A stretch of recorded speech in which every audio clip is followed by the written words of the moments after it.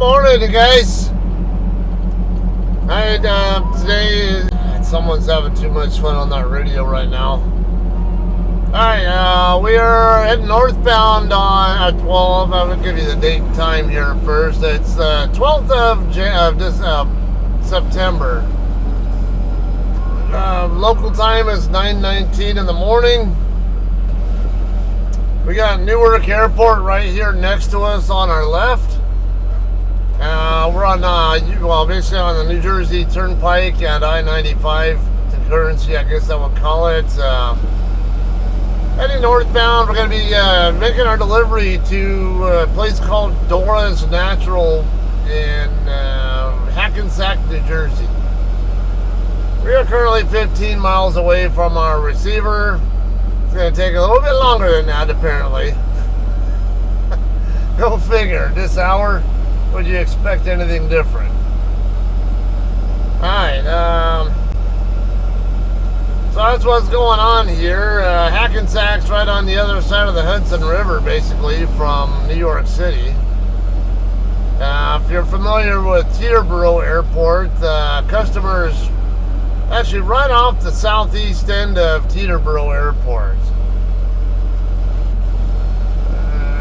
Who's that? El Al or something? I see Star of David on that plane. That doesn't look like El Al. It looks like some other airline written on the side of it. A lot of different liveries over here. See United. UPS DC-10, or no, that's actually an MD-11 taking off right now. Alright, sorry, I'm an airplane aficionado. I have to look. I mean, given my background, retired Air Force aircraft mechanic, I obviously am going to have an interest in airplanes. But, alright, so that's what we have going on here. Should be a kind of a fun docking experience when we eventually get there. Till then, though, I guess right now is a good time. What more apt time to be talking about my 9/11 experience or how it affected me than the day after 9/11 when I'm making a delivery right across the street, right across the river from Manhattan, pretty much. So that's what I'm going to do, talk about that today. We're still 14 miles out. Maybe I'll have this done and I can just high speed some of this until it's time to get off there, off the highway.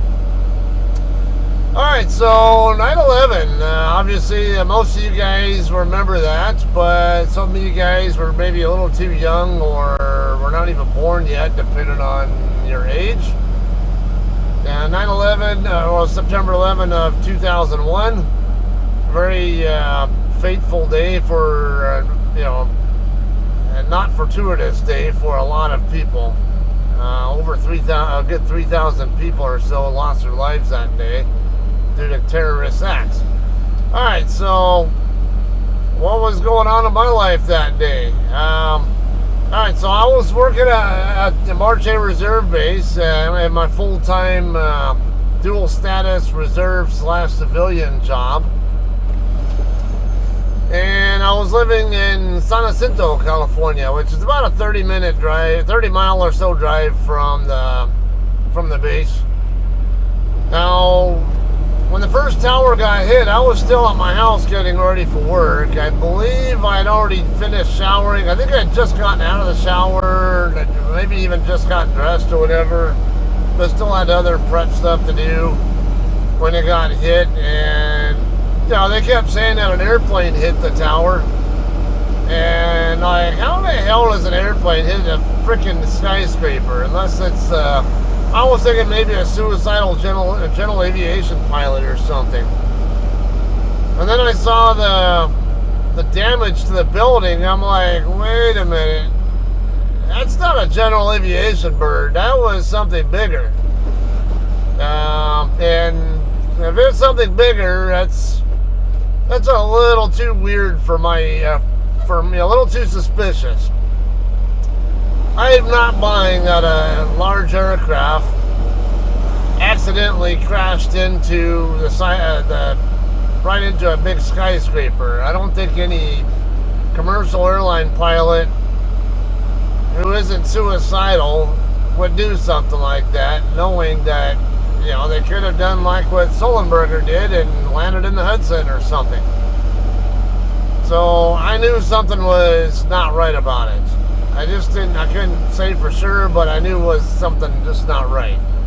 Anyway, I'm on my way to work.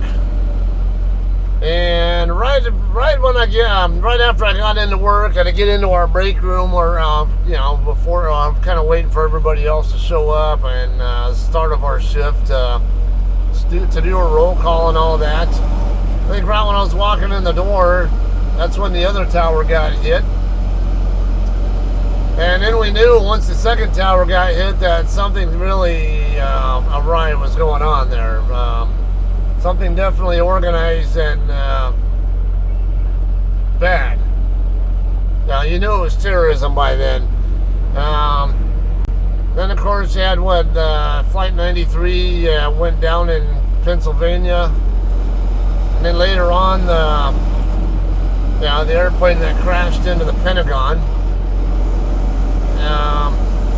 All that going on, and alright, so, and I'm working in the Air Force on airplanes. Yeah, the shit was hitting the fan. We actually got put, in military, Department of Defense, we have different, at the time we called them threat conditions, or postures. Threat condition is what it stands for.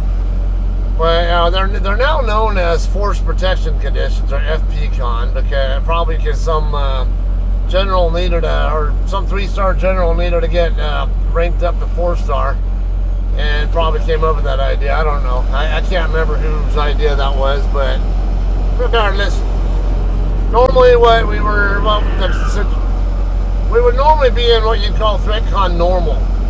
Well, there's no threat at all of terrorist or enemy activity, and it gets increasing the more serious posture from Alpha up to Delta.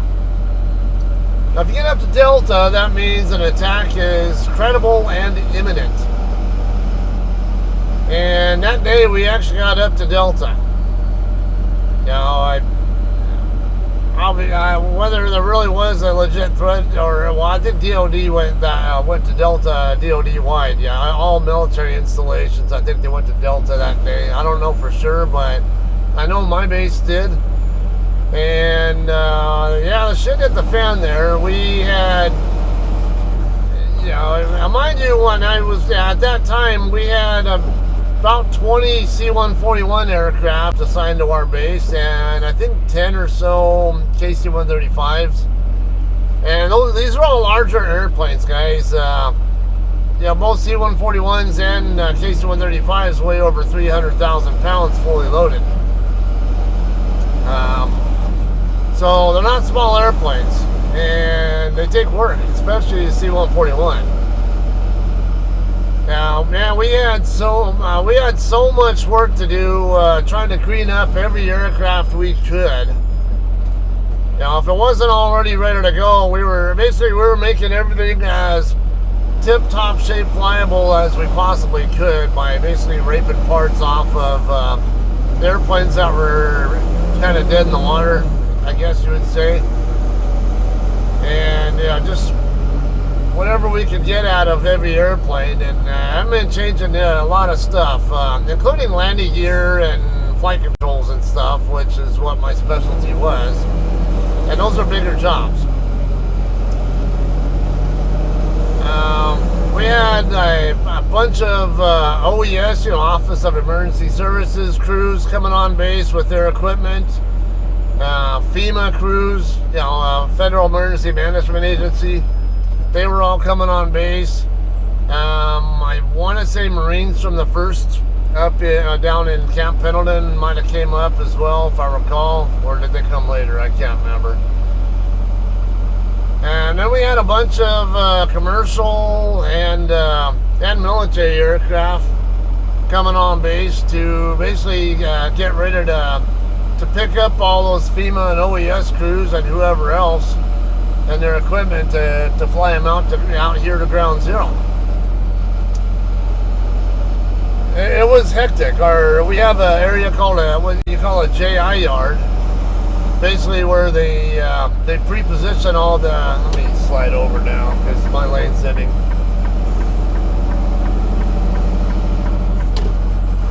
Yeah, that was just completely a freaking madhouse zoo of equipment there, just staged and waiting to get put on airplanes. Yeah, it was just crazy. We had, I think that Volga Nepper what's that huge airplane there, the one that got destroyed in the Russia versus Ukraine war. That one was there. A bunch of other large commercial jets, 747s from like Omni Air or whatever I recall, or even other like commercial airlines, like even Southwest and well-known companies. Yeah, it was just a zoo though, and to make matters worse, I had just finished. I just had surgery a week before to get my right tonsil removed. Actually, I had a lump over here on the right side of my neck, and my right tonsil was enlarged, and they were originally going to remove both tonsils and the lymph node at the same time, that same night, but the doctor ended up deciding to just do the right tonsil only because the left tonsil was fine, and he thought there was something suspicious going on with the right tonsil. He wanted to biopsy it. And he was thinking about taking the lymph node also, but then he was thinking maybe whatever's going on with the tonsil was draining into the lymph node, and so he changed his mind and decided to just pull the right tonsil only, and then wait and see if the lymph node would shrink down on its own. And yeah, it eventually did, but several months later, I ended up finding out I had two more enlarged lymph nodes right here on my neck that actually ended up turning out to be Hodgkin's disease, which is a form of lymph node cancer. Alright, 95 north, we're going to have to move left, it looks like. See if these trucks are going to let me over. This white Volvo doesn't look like he's going to let me over. Or is he? I don't know. Yeah, it looks like he might. Alright, cool.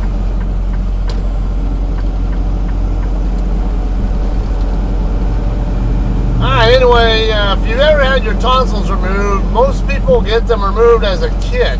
So, I don't know how much pain kids usually end up in, or how much of it they remember when they're going through that kind of stuff. But as an adult, it's not a pleasant experience. Even the doctor was telling me it's painful, and he said I was going to be in enough pain just from the right tonsil only. That was why he was reluctant to pull the left tonsil, and I'm glad he did that, because I still to this day have my left tonsil, and I've never had any problems since since the Hodgkin's problem, 6 months after all this happened. So anyway, yeah, I was in, needless to say, I was in pain, and if you know anything about having a tonsil removed, they put you on a liquid-only diet for about a week, or at least they did for me. Told me liquids only for about a week. Yeah, and that's kind of weird when you go to use the restroom. Number two, drop a deuce and it comes out green. Yeah, almost like you're a baby again or something. When you see odd colors, things like that, you think there's something not right with your health too. So, but they kind of warned me you're going to do this. And then after about a week, you can go back to semi-solid, whatever. And then I think after whatever amount of time that I could go back to my normal diet. But yeah, 9/11 happened. I was in a lot of pain. Not a fun experience. And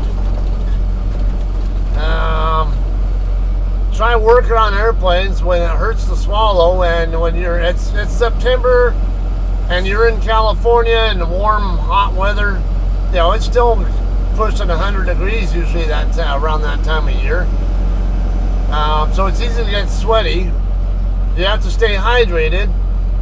And it was hard to do because of so much pain. It was hard to, I didn't want to drink anymore, and I really had to because of that, but I had to stay hydrated. But, even then, I ended up putting in a 14-hour workday. And I was actually the first person in my shop to leave. My boss let me go early because the problems I was having. Had I not been in that condition, I would have been there working as long as everybody else was, which was, I think, more like 20 hours or so by the time they finally went home. It's a nice hole you got in the side of your van there, straight truck. I don't know if you guys noticed that. We're at the 80 and 95, 80 West, I guess, or Lincoln Tunnel and 95 split. We're taking the 95 side. Yeah, you see there, we are going to have some delays here, but once let me zoom in a little bit. Once we get past this river, look like it should clear up some. Okay, and we split off of two sides over here too. My onboard is trying to get me to get on exit 16W, which is Route 3, Secaucus Rutherford Sports Complex. And I actually do plan to use that. It's 6.5 miles away. I was looking at trip planning earlier, looking at what exit I wanted to use and all that. Yeah, that Highway 3 was definitely the one I was eyeballing, and it was going to go up right along the east side of that sports complex. It's the Rutherford Sports Complex.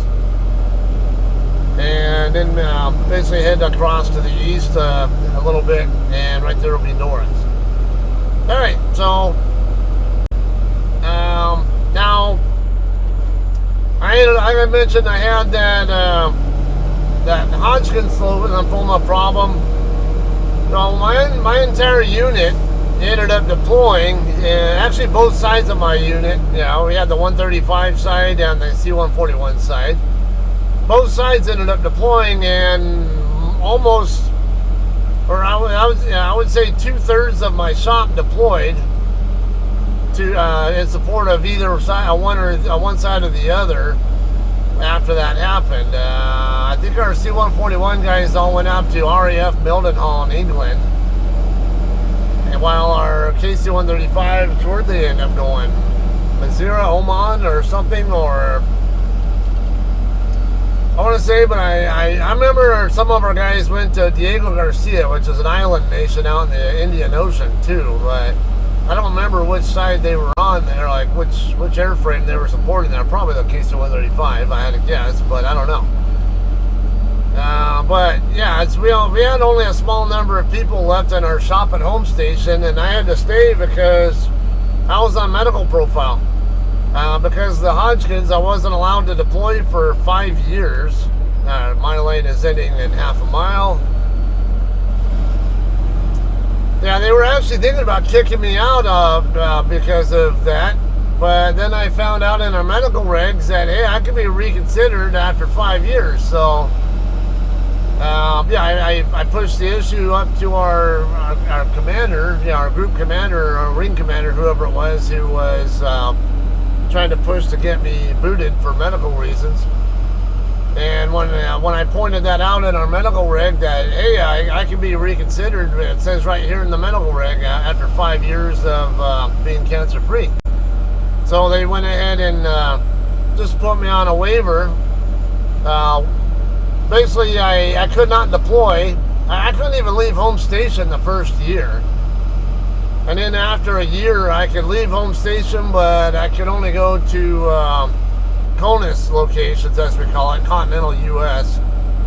But so I could not deploy to overseas locations. And then it wasn't until 5 years later, 2008, 2009, when I was finally worldwide qualified. Well, sort of worldwide qualified. Even after I got finally off that waiver, I was still on a waiver saying, I can deploy, but I can only deploy to locations with fixed medical facilities because of my past history. So, as it did turn out, 2009 came around, and we were part of our unit was deploying to Curacao, which is an island nation just north of Venezuela. They wanted to send me there, and I was like, "Oh yeah, I'll definitely go there. I'd be more than happy to." $100+ a day per diem on top of just a cool place to visit. But they don't have fixed medical there, so they couldn't send me there after they found out that was on my medical. So next thing you know, well, actually, they ended up sending me to Turkey instead, and I really enjoyed that. That was a fun time there. Great food and all that. But anyway, it's kind of straying off the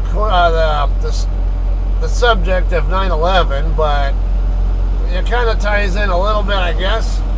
We're still 11 miles out. I am pretty sure I'm going to be late to my receiver now. I'm supposed to be there at 10. I had a feeling this was going to happen. Yeah, I'm even my onboard is saying 9:59 now. I'm probably getting a message soon. Are you going to be on time? The answer is going to be no. See, yeah, I got 3 messages in. I don't know. Well, I know one of them's probably, Alright, anyway. Yeah, as long as it's going to take, I'm going to go ahead and fast forward this, though. That's kind of my story, though. We'll fast forward this so we're not dragging on with the shit traffic for you. And we'll continue this. Well, actually, it looks like it should clear up before long, though.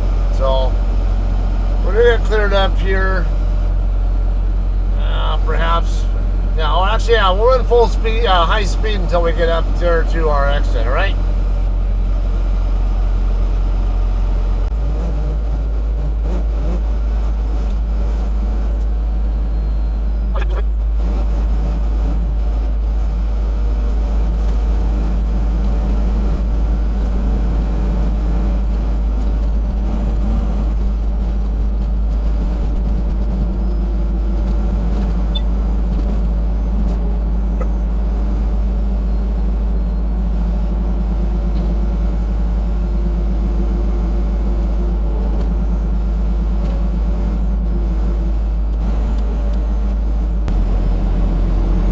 Guys, we are exiting right here, Highway 3. So it turns out this Meadowlands Sports Complex has MetLife Stadium there. That's one of the pro sports venues over here. I can't remember who plays that in. I can't remember if the Mets or Giants or Jets or whoever it is play over here. Maybe we'll probably find out when we get over here. We got a couple little roundy things to deal with. You know, these curves here with these ramps to deal with. We're going to basically go right along the east side of MetLife Stadium, which is right there in front of us.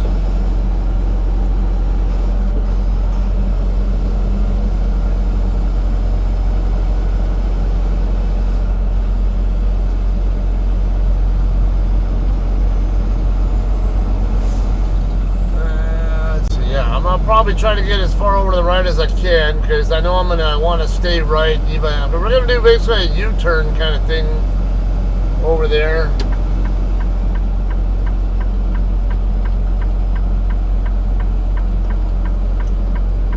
Yeah, come on over here.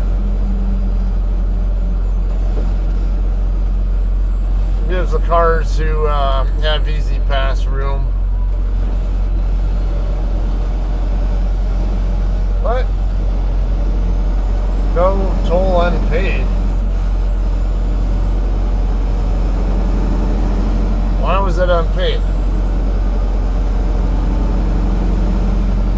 Alright, so yeah, we're gonna hang a right, take this early curve here. There'll be another ramp right after this that we're gonna exit onto. That'll take us north along the east side of MetLife Stadium, which you see right there in front of us.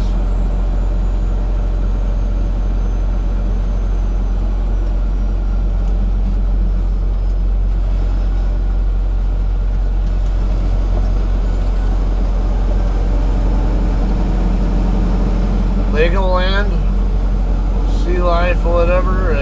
What else? I forget who plays at MetLife. I'm not seeing who it's.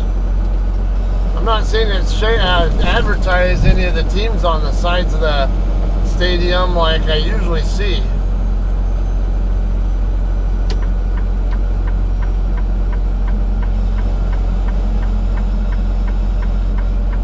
I guess I don't need that. I just hit the curve and we're good.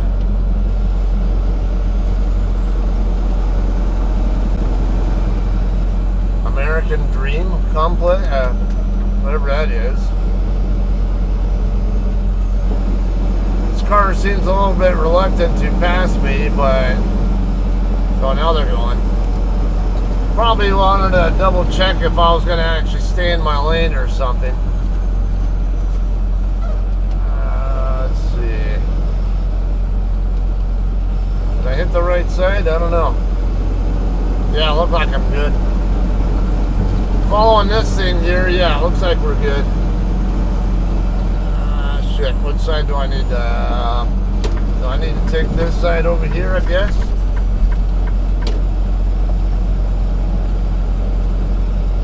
Yeah, this looks right. Okay, 25 zone.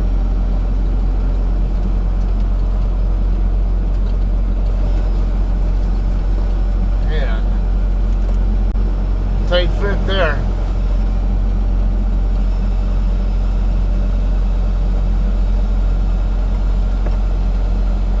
Isn't it the Giants who play over here in East Rutherford?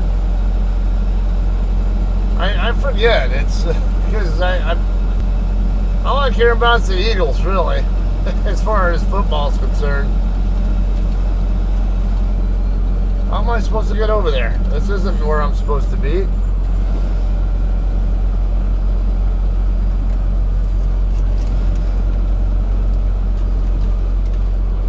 Great. How am I supposed to get over there? Alright, this thing's telling me go right. So I must have missed a turn or something. Flashy red here. 14-foot clearance.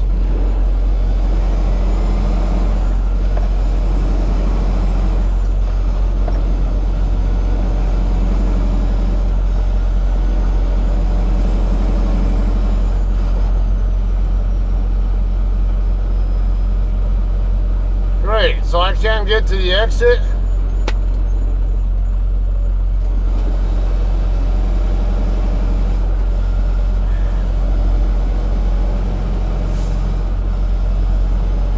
How am I supposed to exit then? Oh, all exits left 2 lanes.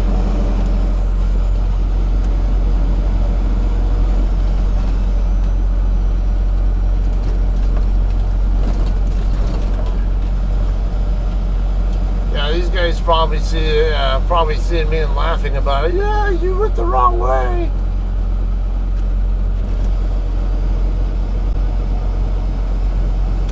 I'll stay as far right as I can.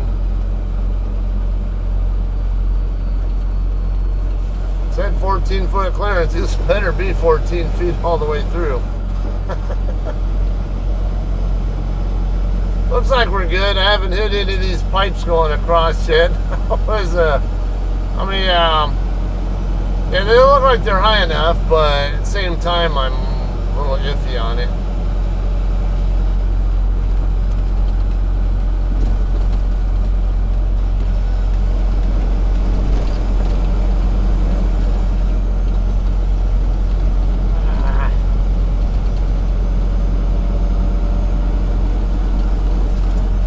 This thing was directing me. This thing thought I was on the lanes that were on the other side of that island thing, and I couldn't be over there. So, like, well, how was I supposed to be over there?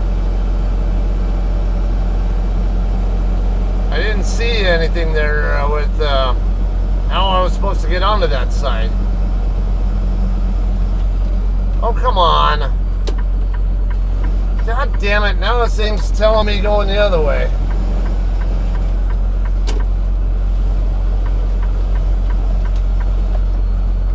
This thing was telling me to go that direction, and all of a sudden I look again, and now it's telling me this way. This is starting to piss me off. Yeah, I want to go this way, because I want to get back over that Washington Avenue. Can I even get to it, though? I'm not seeing where I can get onto Washington Avenue from that side, though. I'll find out here in a second, I guess.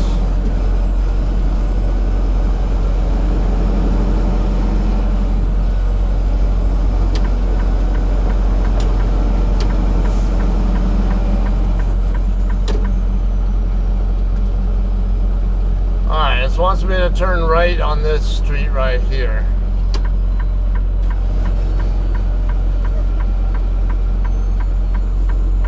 Is this even truck legal? I don't know.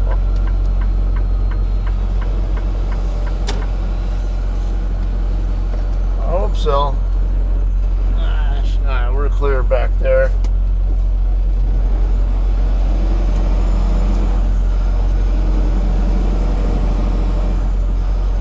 I don't normally follow GPS, but right now, because I know I'm in the right area that I want to be in, and it's telling me go straight up the road here and hang a right onto Washington Avenue. And Washington's the one I was trying to get onto, so we should be all right now. Oh, what a pain in the ass. I might be getting over here at the customer just on time. It's right at 10 o'clock now, so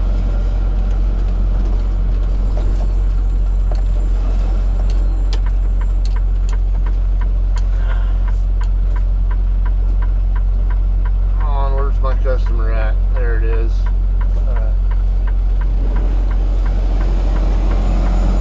Alright, I'm swinging wide there. Don't have to be that wide though. Yeah, we're good. Okay, 1.2 miles up. We're going to make a right onto Terminal Road. And yeah, I do remember that street in my trip planning. That was indeed the same street I remembered seeing that I wanted to turn onto earlier. So I know that this thing's giving me good instructions now. But yeah, that interchange there over by MetLife Complex, God, that really screwed me up. Giorgio, New York.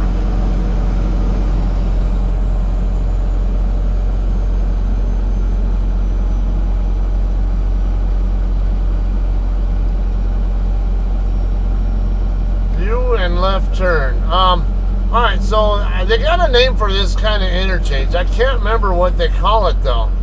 There's traffic coming from over here. Basically, you come over here and then it sweeps back around to the other side. And so instead of making an actual left turn, you just exit to the right and then it curves back around. And that way, if you, let's say you want to go down this cross street here that Dunkin' Donuts is off of, you go straight ahead and say, shut up. I know that car's taking its time getting itself moving, but it'll move.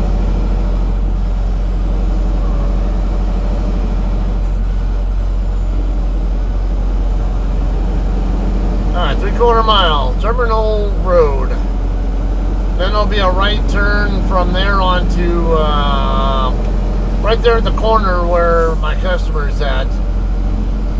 Customer will be right there on the southwest corner of Terminal Road and forget the name of that other street that I'm looking for.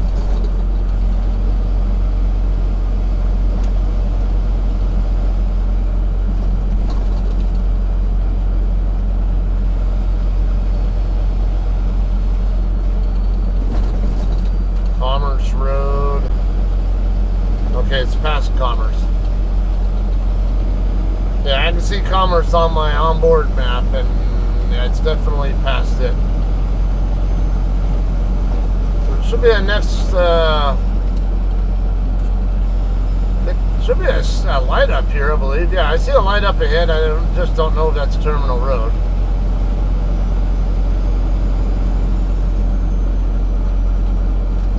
That should be this one right here. Well, I can turn at the light, or I can come through here.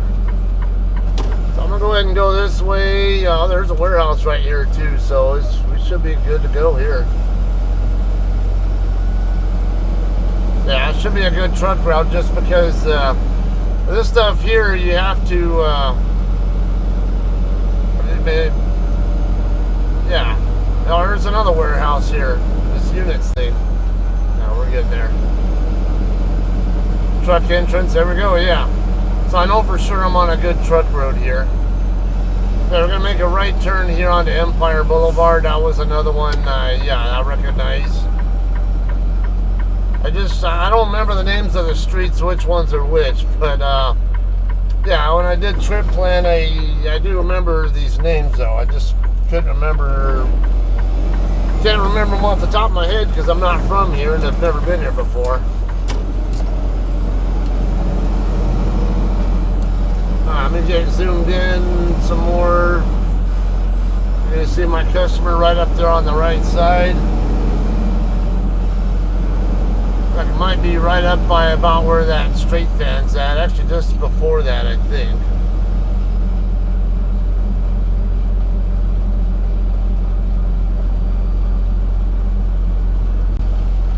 There's Dora's right here.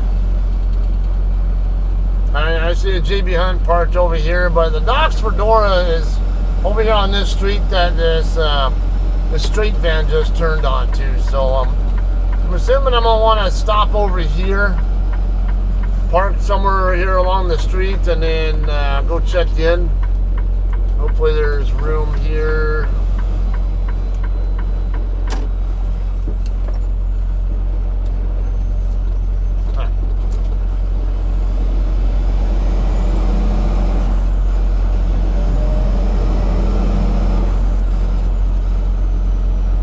So we'll go ahead and just park right here next to this drop trailer. Not like anyone's going to use this driveway here anyway, with this drop trailer being here.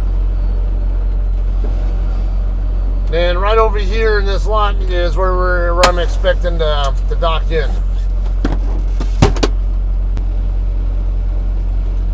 Alright guys, we're checked in. Wait on this guy to go by, and he told me dock in on basically the southernmost door that's facing east. I'm facing south right now. Kind of explain it. On the satellite view, you see two trucks, two trailers facing east. Let's see if I can clear that pole.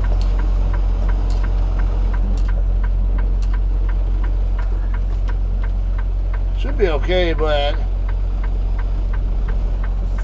trying to double check what's on the pole. So yeah, I can see through my hood mirror that, because once my tandems get around the side of the pole, I'm good, but I had to make sure there wasn't anything attached to the pole that I was going to have to worry about. Okay, so the reefer trailer that the yard truck is hooked up to, we're going to dock into the door right next to it. And this guy just leaving just made it even easier for me, so this is not going to be anywhere near as difficult docking as people in the Google reviews make it out to be, apparently. I'm going to go ahead and this guy looked like he might be getting ready to pull his trailer out, so I'm going to get my doors open now so he has room to go by if he does. Alright, we get docked in here. Yeah, this is going to be way easier to dock with nobody docked in right here. I came at a really damn good time apparently. Because I've heard that these dock doors are a motherfucker to get docked into sometimes. Get my steer tires where I need them. I'm going to have to wait on this guy.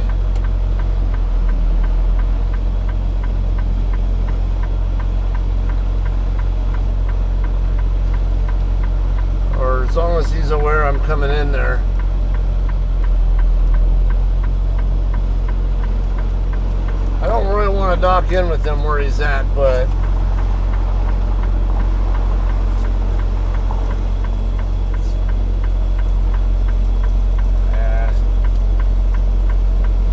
hang on. I don't want to do this and not see where he's at. I can see him now, but I'm starting to get in a blindside situation there where I can't see that guy, so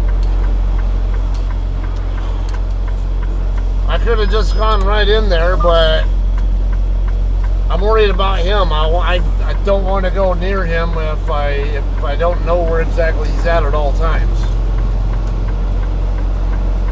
So how about we just come on in there? I see him there.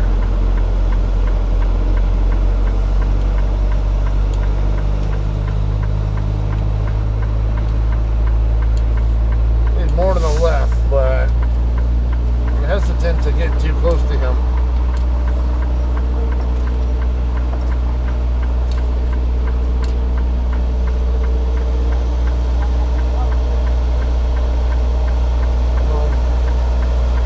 This should be good. I don't have to have the tractor squared right up to the trailer. As long as I'm on. Should be good there. I'll double check, but yeah, I think the trailer is up to get the doors squared up enough and all that, so I think we might be all right.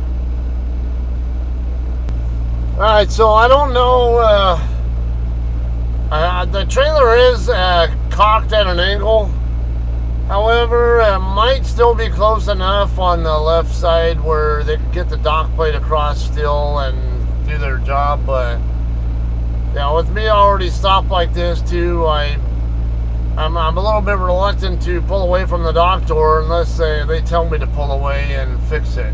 Alright, so when you go to check in, right here you got let me see if my front camera can see it. You got this brown Honda right here in front of us. Oh, hang on. Hello.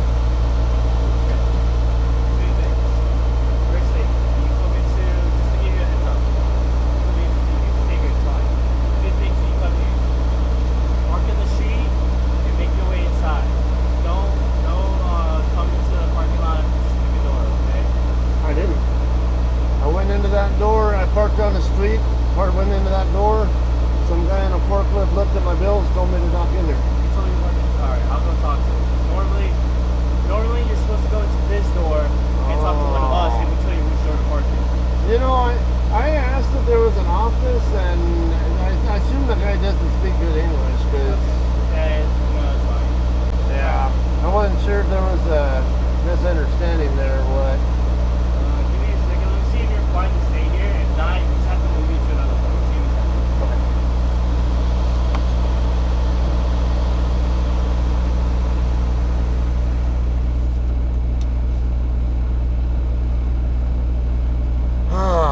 Alright, so apparently the guy I checked in with is not the right one, and that's not the right place to check in at. But see, that door right there, because you got this brown Honda right here. There's some stairs and a door right there you can walk inside. It goes straight into the warehouse. There's a sign right there saying drivers park on, wait on the street until you're called to a door. So I figured, oh, maybe that's the same place where you check in at. It's a small place, so I don't know where to actually check in at. And then it turns out, I guess we checked in at this other door back here, right off to the right side of my trailer.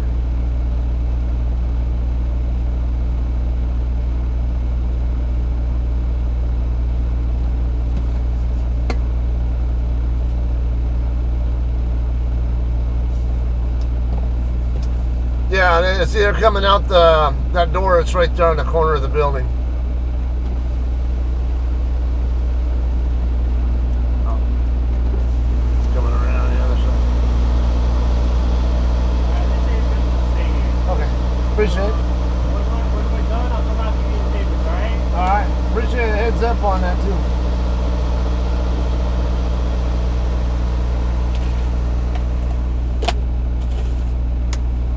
Alright, yeah, this might be helpful to other people too, not even just JCT drivers, because there are other people out here who are going to show up here and not really know for sure where exactly they're supposed to go check in or how the process is. I knew we were supposed to wait for them to call you to a door, but yeah, it doesn't help when an employee there, I don't think he speaks great English. I even asked him if he spoke Spanish in Spanish, but I don't know. I mean, maybe he's not a Spanish speaker either. He could be. He kind of looked like he could be Greek or something, or I don't know. So maybe he's not a Spanish speaker either. So, but I figured, maybe there's a chance he might speak Spanish, and I could ask him because he was trying to explain to me what door to go to, but I'm like, well, these doors don't have numbers on them from what I can see. And he just said the other door. I'm like, what other door? There's like, I see at least 4 or 6 of them right here, plus the 2 sideways doors. And it's like, okay. All right, well, learning experience there. We'll finish this on the way out of here.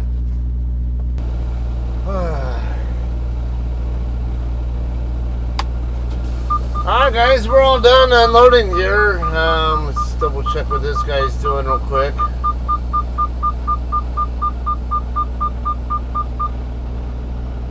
We get far enough away from this guy over here. Shit, what's this guy doing? Oh, okay. I just want to get far enough away from this so I can get my other door shut.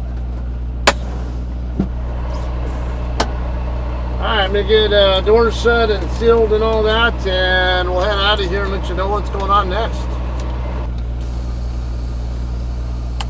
Alright guys, we're ready to roll here. Alright, so my next stop, my final stop, hang on, get rid of that, is going to be at McLean Foods in Contacune, New Hampshire. I keep calling it Kunta Kinte, whatever, because I have a hard time pronouncing. I don't know if I'm even pronouncing the city correctly, but that's where it's at. It's over by Concord, New Hampshire, just on the north side of Concord, basically. Now, my onboard system is wanting me to basically go across the George Washington Bridge and take 95 straight up. You know, well, it kind of curves around basically through New Haven and wherever, you know, up through Connecticut and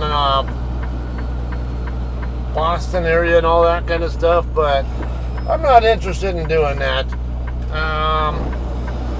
And honestly, I only have one state left that I can say I've never been to yet, and that is Vermont.